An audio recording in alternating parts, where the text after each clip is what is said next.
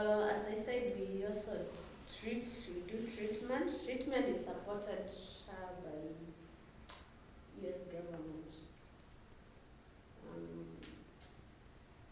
President Bush gave money and retroviral, and majority of Kenyans on retrovirals in faith-based institutions because the money came through faith-based. This one didn't come through the government, actually through the President Bush program, PEPFAR. So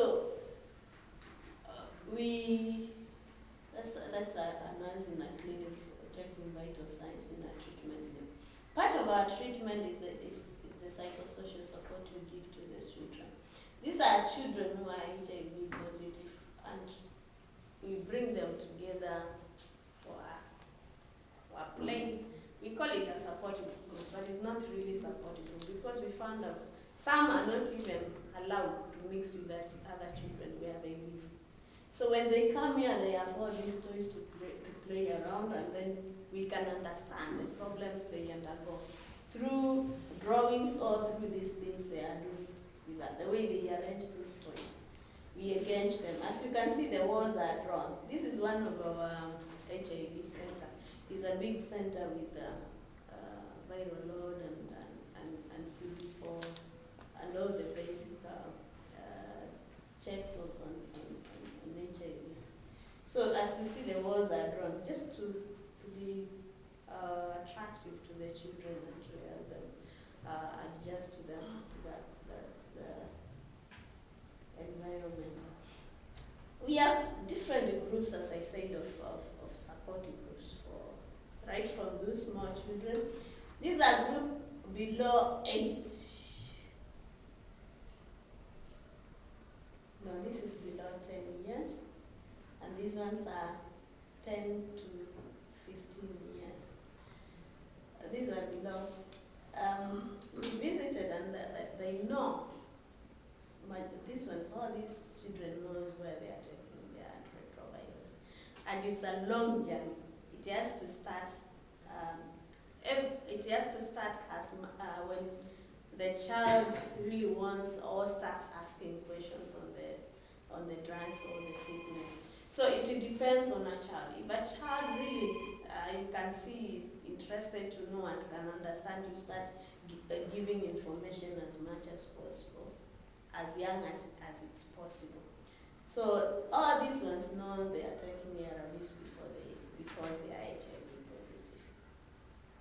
And we were asking them questions and they were responding. They know the drugs they are taking, their names, and they have gone as far as parents, they understand what happens when they use their drugs.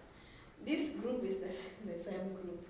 They were joining Form 1 and they were going to boarding school. So this was a send-off kind of meeting for them, the last meeting for that term before they go. And you can see these are adolescents. They are really the makeups and the rest. They are normal children. They only have HIV, but they are very, very normal children. So, and that's where, as a country, and I'm sure many of the countries where we have children, many children with HIV, we are facing a very difficult time with these young adults. Because as they grow, majority of us are not trained on how to handle them. Our grandmothers used to prepare their grandchildren for adulthood. Nowadays that doesn't happen. But these are special children. They have more than the challenges of becoming adolescents. They have HIV. And there's no way you can tell these children you should not relate. It's nature. They have to have relationships. And they will have to marry, and they will tell you, they will want to have children. You need to prepare, and we need services where it's also easy for them to approach. That's where the difficulty is. Having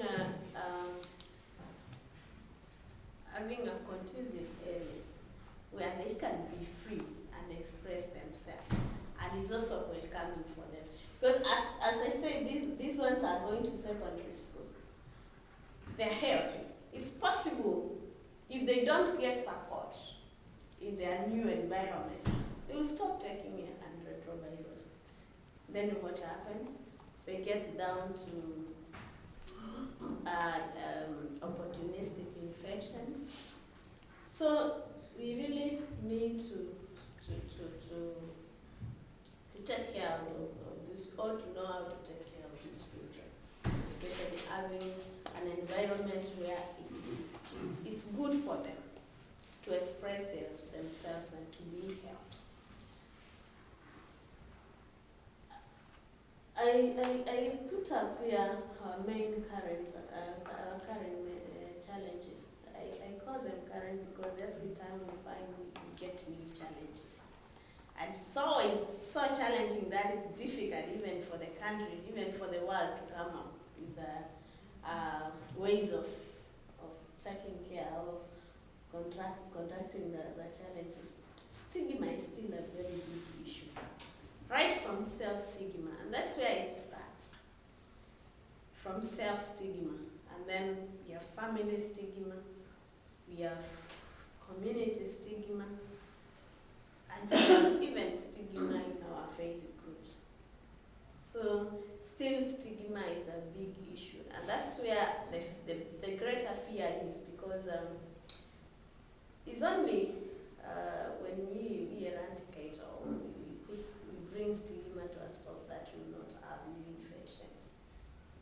With the stigma, we will still get new infections. Simply because if I'm not free to relate with you because I'm HIV positive, then I will not let you know that I'm HIV positive. And anything can happen. We will still continue infecting others if we don't work on stigma. And that's where still there is a lot of awareness, but still we need to continue putting efforts on HIV awareness. And so is HIV prevention. As Catholics, we have so many issues in this. Because every time we talk about HIV prevention, the world tells us it can only be prevented through condoms. I don't know how true is that, but for heaven's sake, whichever way we need to take care of stigma in order to prevent others from getting infection and to prevent ourselves. Those who are not infected to prevent themselves, those who are infected to prevent infecting others. And then we have a very new challenge that has become actually, it's a problem, a very big problem for our program, because it's community-based. We have so many people getting HIV cancer-related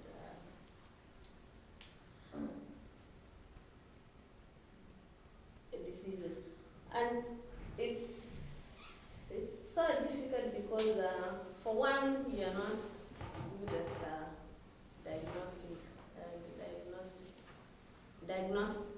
diagnosing cancer.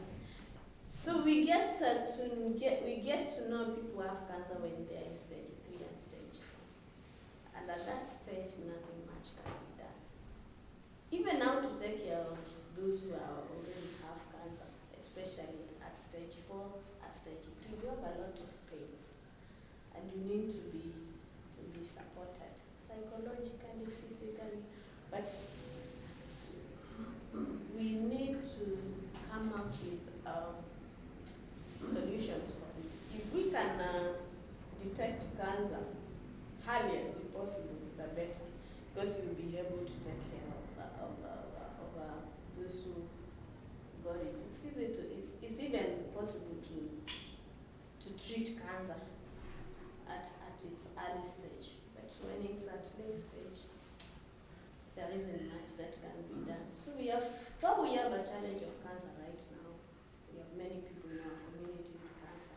It's a new condition for us, but still it's affecting more those who have HIV, simply because cancer and low immunity are connected. Then, as I mentioned, the adolescents, children, as they grow, we support them to grow up as normal children. HIV does not prevent them from getting education. It does not prevent them from relating. It does not, they're not different from the other children. So we need to help them to continue taking their treatment and also to prevent others from getting the infection. And not only those who have HIV, also the adolescents in our community who don't have HIV. We really need to take care of them so that they understand the issues of the HIV early now. Then we have the elderly. In my group, we call them senior citizens.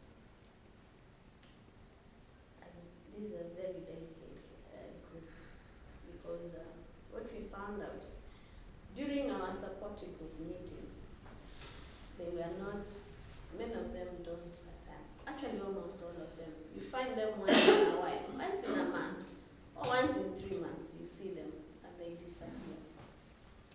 But we found that they are not comfortable in those groups because the issues discussed there really don't affect them.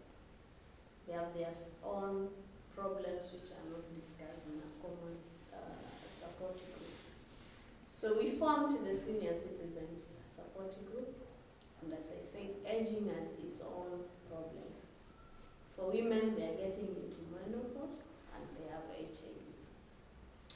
And actually, many of them are on treatment because until you reach 70, 60, you have as old as 80 who have HIV. So it's a delicate group, and if not taken care of, then we lose them early.